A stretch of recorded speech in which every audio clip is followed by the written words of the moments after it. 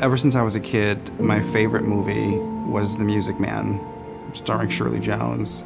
And I think the reason for that was it was just so imaginary that it was something that I could relate to, because it was just a very bizarre world that I grew up in.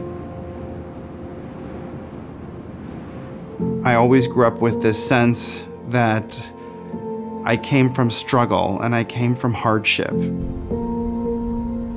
My mother was gay. She was born very poor in Puerto Rico, so there was a hard edge to the love in the home. Her partner, who was together with her from my earliest memories, was different. She was very much, in my mind, the middle-class, middle American mother. Everything that was sweet and caring. She did not live in the same home with us. We only spent weekends together. But they were together for the whole time, and in a lot of ways, I think their decision to not move in together until I was a teenager, it wasn't overwhelming me. I was in a very different situation from my older siblings. They did have a memory with my dad, and they had a relationship with my dad, and they did not have as close of a relationship with my mother's partner as I did.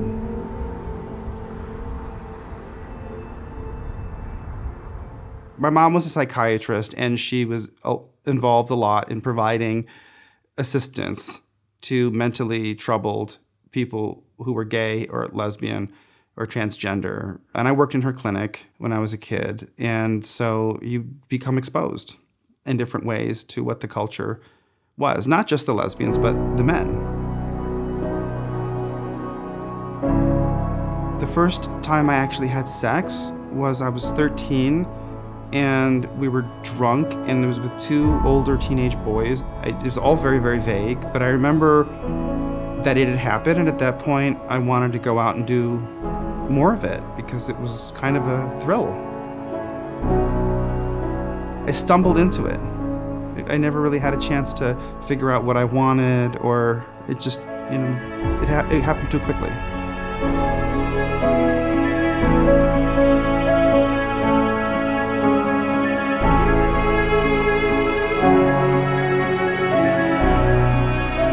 I grew up around things that were sexually unusual, and I didn't have boundaries. So I can say things that sound vulgar to other people, but it just sounds like Tuesday to me. My mother died when I was 19. My mother's partner had to move out of the house, and I think she was in a huge state of grief, and her children really needed her at that point, her biological children, and she really couldn't be there for me. So I remember we had one conversation, and she said to me, you know, your father is your father. You know, he will be the one to provide for you. But the relationship between me and my dad didn't come together. So I ran away. I mean, I was 19, so I can't say I ran away as if I was a homeless teenager, but I was in fact a homeless teenager.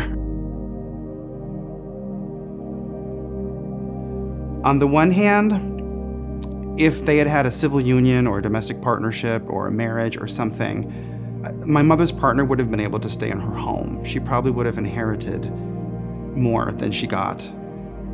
But I think if they had gotten married the way the gay marriage is structured now, they would have effectively erased all ties to my dad.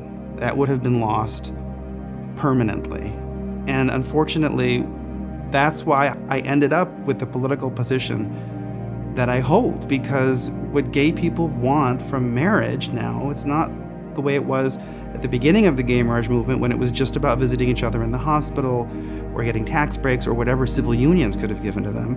Now they want marriage to be a way to say, I am the mother to my lesbian partner's children. And then there's a child who has basically been forced into an emotional relationship with someone who can't be that for them. And that causes so much harm.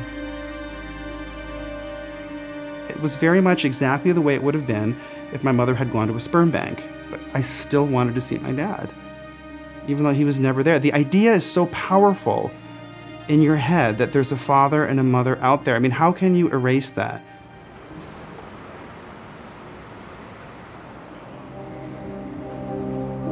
So I moved to New York, and lo and behold, my credit was not very good, so nobody wanted to rent an apartment to me. And so I figured the one thing that I know how to do is how to find gay men.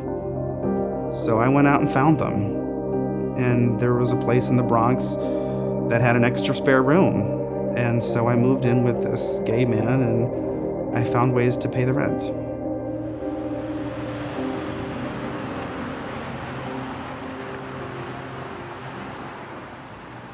But then I found out that I had cancer at the age of 27.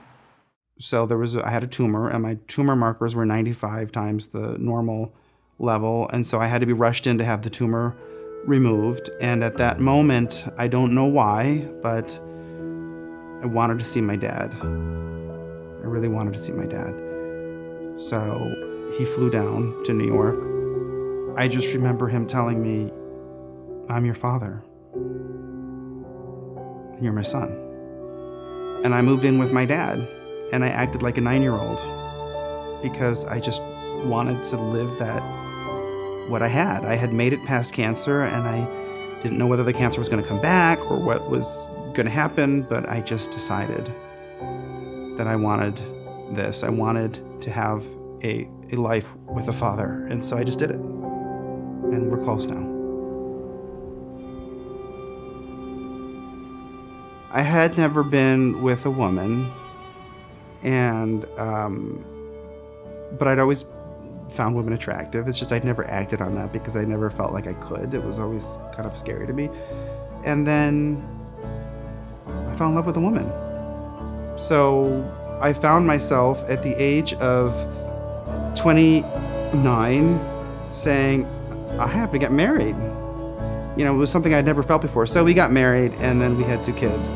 And, you know, that's all I have right now.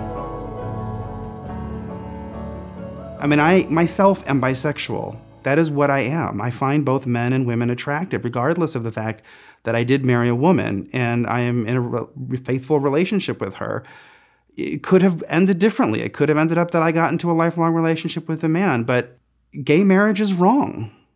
Not in my mind, because of religious reasons, but because you can't give kids the support that they need at the same time that you're forcing them to not have a father and then to have this extra person in their life. It just doesn't work.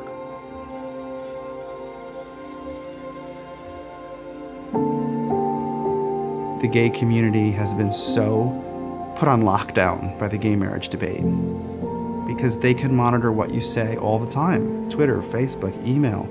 They call your job, they call your family. They turn siblings of mine against each other. Some of them I will never speak to again in all likelihood.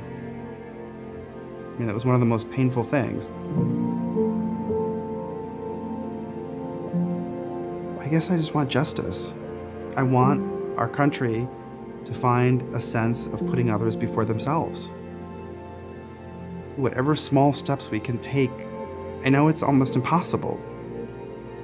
I hope that there's some way.